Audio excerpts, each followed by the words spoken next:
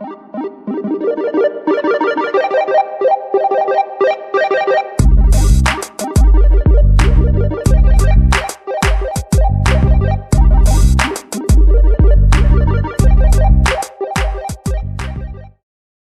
à toutes et à tous, bienvenue dans ce talk organisé dans le cadre du MBA MCI. Aujourd'hui, nous allons explorer un sujet clé pour les entreprises, comment les ressources humaines peuvent accompagner efficacement l'intégration de l'intelligence artificielle tout en préservant la place de l'homme dans l'organisation. Pour en parler, j'ai le plaisir d'accueillir Assina Zenadi, manager SIRH du groupe Bell, un acteur majeur de l'agroalimentaire, connu pour ses marques emblématiques comme la vache qui rit, Babybel ou Boursin. Alors, bonjour Assina et merci d'avoir accepté l'invitation. Bonjour Virginie, merci beaucoup de m'avoir invitée. Comme tu le sais, je suis très sensible à ce sujet et je suis ravie de pouvoir échanger là-dessus avec toi aujourd'hui. Merci. Alors, je t'interviewe aujourd'hui, Assina, parce que l'intelligence artificielle transforme profondément le fonctionnement des entreprises. Elle impacte les processus, les compétences et l'organisation du travail. Alors, son déploiement ouvre de nombreuses opportunités, hein, comme l'automatisation des tâches, l'aide à la prise de décision, mais aussi elle soulève des craintes, c'est-à-dire de la perte de sens dans le travail, la crainte de substitution de son emploi, la fracture numérique aussi, hein, qui peuvent s'intensifier, l'amplification des biais, par exemple dans le recrutement, ou alors des questions, elle va soulever des questions éthiques. Donc, cela aussi peut avoir, une incidence sur la cohésion d'équipe, notamment avec des collaborateurs travaillant seuls avec leur assistant IA. Donc dans ce contexte, la fonction RH joue un rôle clé pour accompagner les collaborateurs. Et on va justement commencer par faire un point sur la situation actuelle chez Bell.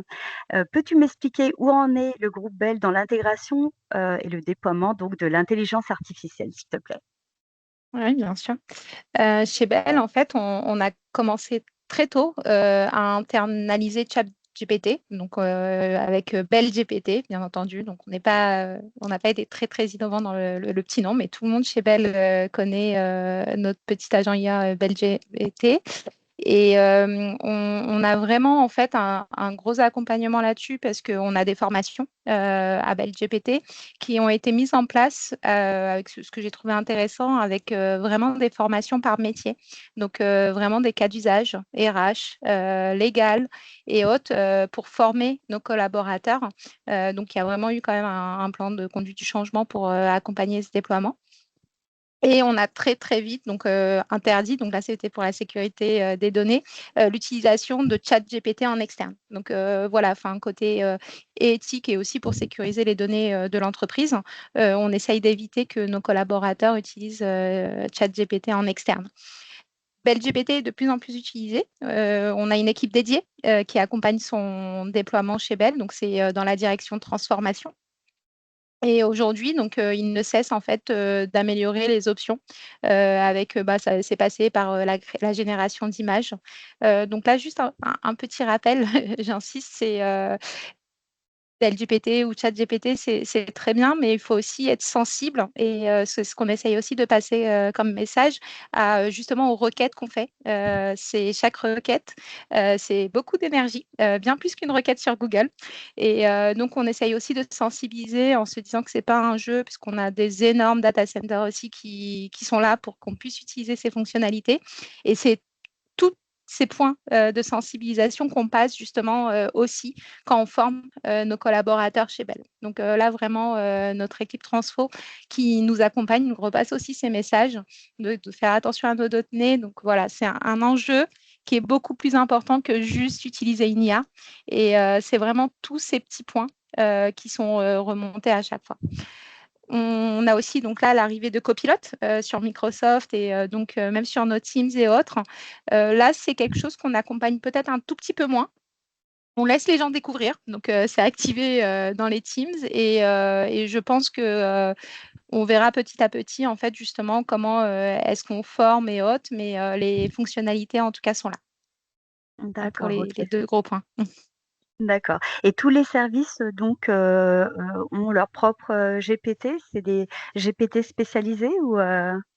On a tous le même Bell GPT, mais on nous a appris un peu à l'utiliser avec des méthodes un peu différentes en fonction de nos métiers. Donc, le recruteur peut avoir des petits tips pour faire les bons prompts qui vont bien pour améliorer ses offres d'emploi.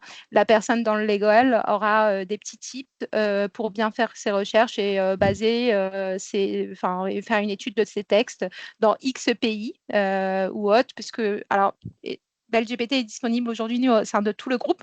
Donc, vraiment, tous nos pays peuvent l'utiliser. Et puis, nous, justement, au corporate, ça nous arrive souvent de devoir avoir des informations sur mais comment ça fonctionne dans un autre pays. Et là, c'est vraiment là que BellGPT est un bon compagnon pour nous aider à comprendre ça.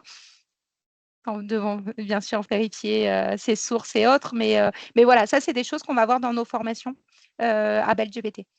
D'accord. Et selon toi, donc quel rôle les RH doivent jouer dans l'intégration de l'IA, ou quel rôle vous avez joué jusqu'à présent? Mmh. Alors, clairement, nous, la RH a été disponible pour accompagner l'équipe transformation dans le plan de formation à BellGPT. Donc, c'est vraiment là que justement l'idée des cas par métier et autres a été mise en place. Donc, vraiment, j'ai envie de dire un appui pour bien comprendre en fait comment utiliser et sensibiliser à son utilisation aussi. Donc, c'est là que voilà, ça a été en partenariat en fait avec l'équipe Transfo et l'équipe RH, vraiment sur ce volet, et aussi un plan un peu de conduite du changement sur tout ce qui est communication et autres, mais aussi avec l'équipe communication interne. Donc, c'est là où on a eu un petit trio pour accompagner ce déploiement. Donc, un vrai accompagnement aussi, davantage formation. D'accord. Et vous-même, vous avez été formé au préalable, avant le déploiement Euh, de Avant le BellGPT? déploiement, oui et non. Donc, là, c'est là que justement, je pense que côté RH, on pourrait même se dire qu'il y a 2 types de formations. Donc, on a eu la formation un peu comme tout métier. Donc, on a eu notre formation de déploiement à BellGPT avec nos cas d'usage métier RH. On nous avait un peu questionné pour savoir quelle serait l'utilité qu'on pourrait faire de BellGPT pour nous aider à créer ces cas-là. Et donc, on a eu une formation similaire aux autres, peut-être en amont. Donc, on a peut-être été formé dans les premiers.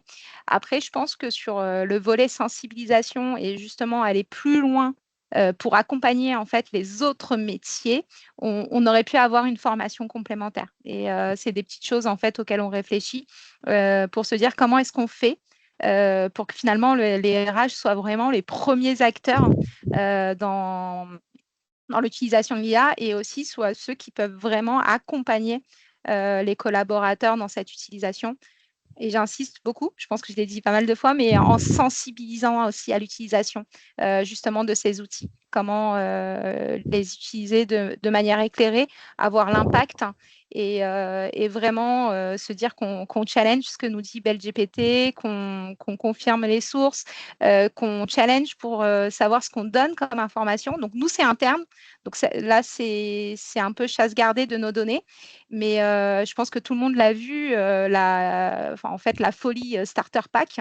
Je me questionne juste à me dire, mais est-ce que les personnes se rendent compte qu'elles ont fourni tout un tas de données en fait à OpenAI pour réaliser un Starter Pack? Et je pense que beaucoup l'ont fait parce que c'était amusant et ainsi de suite, mais n'ont finalement pas compris quel était le fond, et finalement que ce qu'on souhaitait, c'était de collecter leurs données. Ils ont donné mais énormément d'informations pour faire ce starter pack, et je pense qu'on en a au moins allé 60 à 70% qui n'étaient pas conscients qu'ils étaient en train de nourrir en fait l'agent IA. Et voilà, et ça, c'est là où je me dis que nous, et côté RH, on pourrait encore aller plus loin et sensibiliser vraiment dans l'utilisation en fait de l'IA. Oui, justement, tu parles de sensibilisation et je me disais, ben, sur quel point vous assistez, tu as commencé à le développer. C'est vrai qu'il y a beaucoup des biais ou des hallucinations de l'IA, et voilà, sur quel point vous insistez? Alors, c'est vrai que nous, on va insister sur plus la sécurisation de la donnée et la vérification des sources. Et c'est aujourd'hui beaucoup ce qu'on met en avant. Et voilà, ça va être ces 2 volets-là. Mais on le met en avant, mais pour qui veut entendre, j'ai envie de dire, et on le passe dans la formation. Mais c'est peut-être encore un petit peu trop léger parce qu'on va passer beaucoup plus de temps dans la formation à développer les cas d'usage et c'est ça qui va intéresser en fait nos collaborateurs. Et c'est vraiment sur peut-être ce volet-là de sensibilisation qui n'est pas que l'utilisation et produire ses prompts, euh, qu'on pourrait encore un peu éveiller les consciences aujourd'hui euh, pour en fait finalement que ça leur soit utile à nos collaborateurs, même en dehors de notre BellGPT. Parce que j'ai envie de dire, s'ils font un starter pack avec BellGPT, tout va bien parce que les données sont stockées chez Bell. Oui. Par contre, s'ils commencent à utiliser en externe, bah là, ils commencent à diffuser des données. Et c'est pour ça qu'on a très vite cloisonné et qu'on a mis en fait BellGPT en interne pour aussi, bien entendu, pour pas qu'il y ait des fuites de données au sujet du groupe Bell. Et c'est pour ça qu'on interdit totalement l'utilisation. Donc, c'est ce volet-là de sensibilisation qu'on pourrait encore développer. Et c'est une charte, du coup, cette interdiction, c'est une charte que le collaborateur doit signer, un engagement de On n'a pas confidentialité signé de ou charte, c'est que dans notre PC, justement, du groupe, on n'y a pas accès du tout. D'accord. C'est encore un peu plus strict et je pense que c'est très bien ainsi. Mais c'est une très bonne remarque, Virginie, parce que tu vois, je pense qu'on pourrait même ajouter des choses dans nos chartes au sujet de l'IA. Et ça, c'est encore des choses que nous n'avons pas fait. Même, voilà, un point de plus côté RH, même dans la sensibilisation, puisque si on doit le signer dans une charte, bah, on fait un peu plus attention à ce qu'on signe. Donc, ça pourrait être vraiment un pas de plus. Ouais, parce que c'est de la confidentialité de données, c'est hyper, important, dans un contexte, concurrentiel, comme le vôtre, ou comme tout autre d'ailleurs, secteur d'activité. Je pense que c'est probablement, important de le faire et du coup, comment vous encadrez justement l'utilisation de l'IA? Est-ce qu'il y a une gouvernance spécifique, une charte éthique, qui a été mis en place? Elle se met en place petit à petit, en fait, avec pour le moment le transfo et l'équipe légale. Et justement, la réflexion est, devons-nous avoir une personne côté RH Mmh. dans cette gouvernance?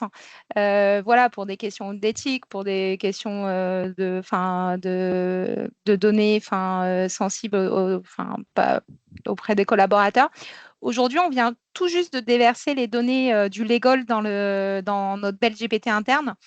On n'a pas encore commencé à déverser les données RH. Je pense que tout se bousculera quand la donnée RH pure, employée et haute, et peut-être demain même les données de salaire, hein, on veut faire des benchmarks et hautes au sein du groupe, quand on commencera à déverser ces données-là qui sont encore plus sensibles, je pense que ces questions-là se poseront en termes de gouvernance. Parce que je pensais aussi dans les contrats de travail, quand on embauche quelqu'un, il y a un contrat de confidentialité, hein, on a cette clause de Mm. confidentialité et est-ce que c'est déjà apparu, par exemple dans les contrats de travail ce Côté IA, non, pas non, encore. non? Pas côté France et je pense pas côté US. Là, on a les US qui accélèrent un peu côté IA chez nous au sein du groupe. Donc, il serait intéressant de voir si ils vont jusqu'à modifier ouais, totalement leur contrat haute Mmh. au sujet de l'IA. On a, et ça pourrait être sous-entendu parce que des fois, être trop précis dans un contrat de travail peut finalement nous renfermer. Mais j'ai envie de dire que finalement, la clause de confidentialité qu'on a aujourd'hui pour un collaborateur, normalement, s'applique aussi sur tous ces outils Ah oui. d'IA, même en Mmh. externe, parce qu'on ne doit pas diffuser des données. Et donc, on ne doit pas diffuser même à une IA, en fait. Et donc, ce Mmh. serait intéressant quand même de se poser la question est-ce qu'on renferme ou pas, ou justement non, quand on dit ne pas diffuser de la donnée, c'est à toute personne ou même un agent IA qui deviendra peut-être une personne demain. Voilà. Probablement avec le développement des agents IA, probablement que vous aurez, au niveau des RH à gérer des agents IA.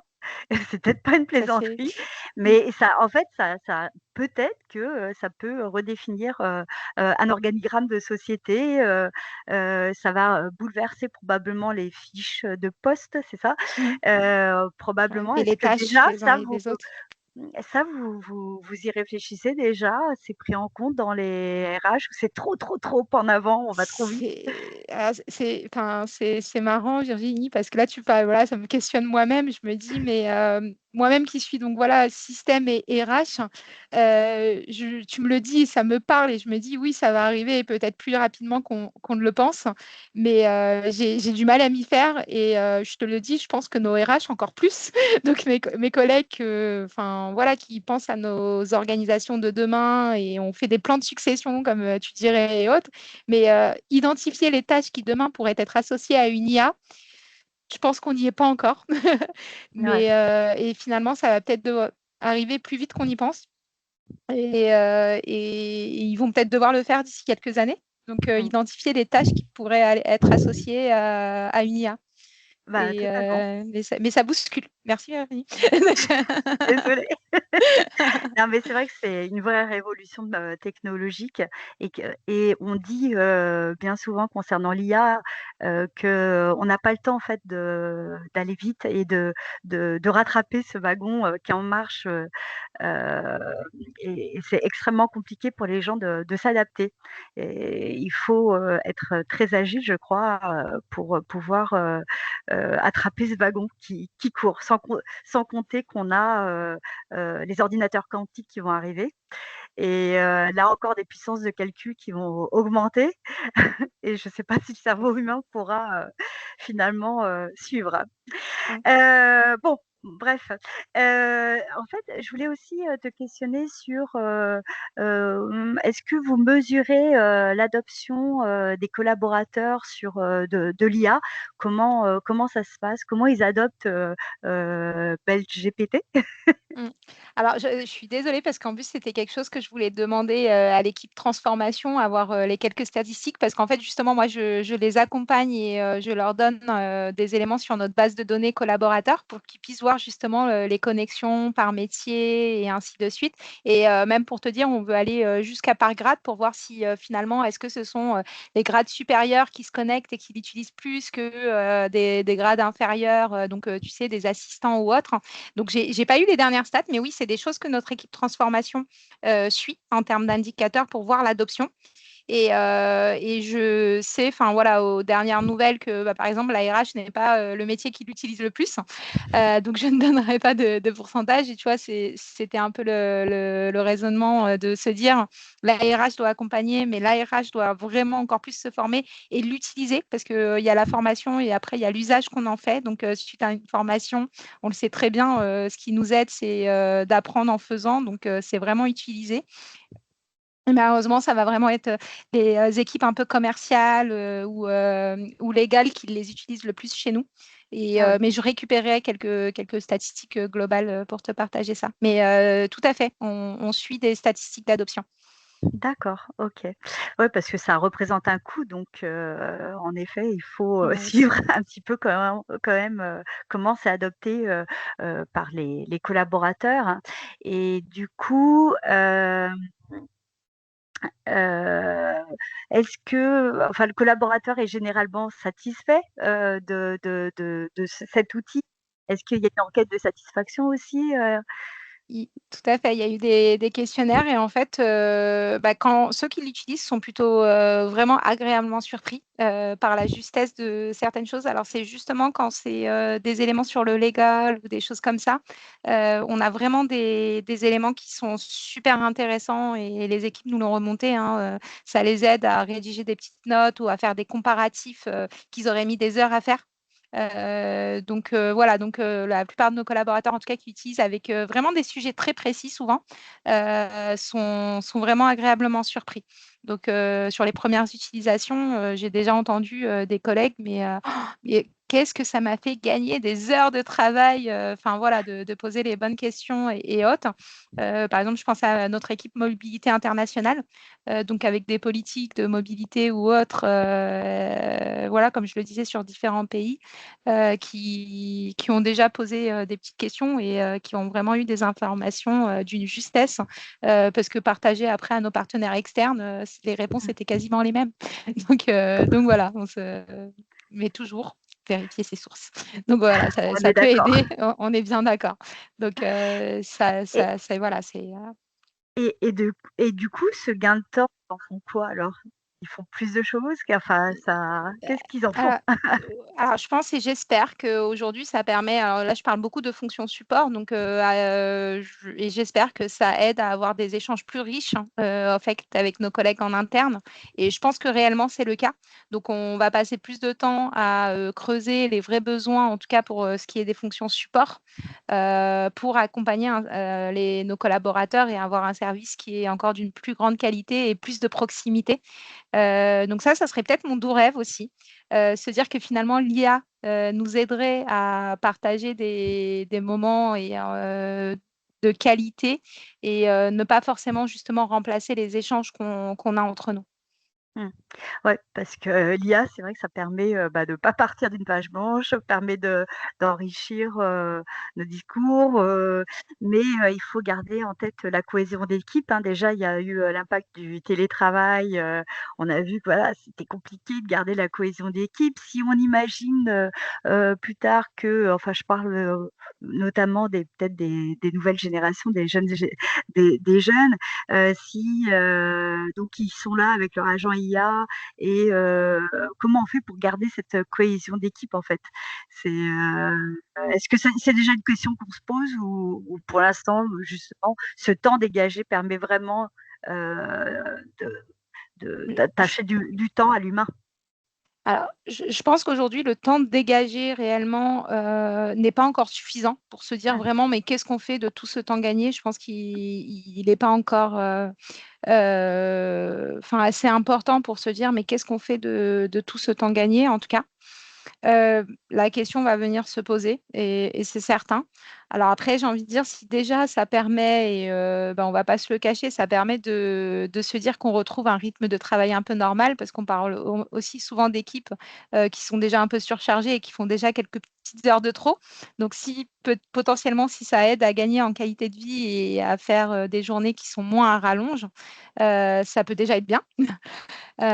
Après, j'espère justement, oui, que ça permettra voilà, de gagner en cohésion et de se dire que ce temps, on le passe à échanger entre nous. Et, mmh. et voilà, enfin, ça serait un vrai plus. In fine, le calcul financier serait que on aura peut-être un peu moins de collègues aussi, parce que justement l'IA remplacera, mais ça c'est un peu à plus long terme. Si justement l'IA remplace des tâches et autres, je pense que voilà, se dire que les équipes seront aussi moins nombreuses. Enfin, voilà, je ne sais pas si j'ai envie de dire malheureusement, mais ça peut aussi être ça. Si on a besoin de moins de personnes pour faire les choses, on aura nécessairement moins de personnes. Ouais. Mmh. OK et puis je voulais savoir aussi, est-ce que, vous avez, rencontré des freins ou résistances quant au déploiement de l'IA en interne? On n'a pas rencontré de frein parce que justement, ça n'a pas été un outil qui a été imposé. Donc aujourd'hui, justement, on l'utilise, les collaborateurs qui souhaitent l'utiliser. Je pense que les questions autour de l'IA restent qu'on ait un outil comme BellGPT de déployer ou pas. Enfin, les questions qu'on se pose entre collègues sont là. J'ai envie de dire qu'on est BellGPT ou pas avec l'arrivée de l'IA.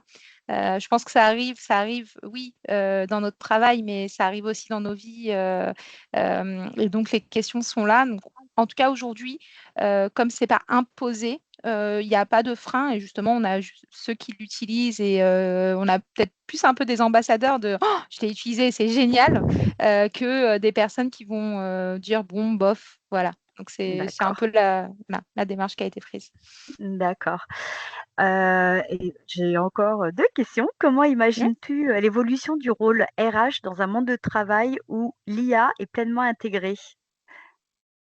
Alors là aussi, mon doux rêve serait que, la RH est, totalement en fait,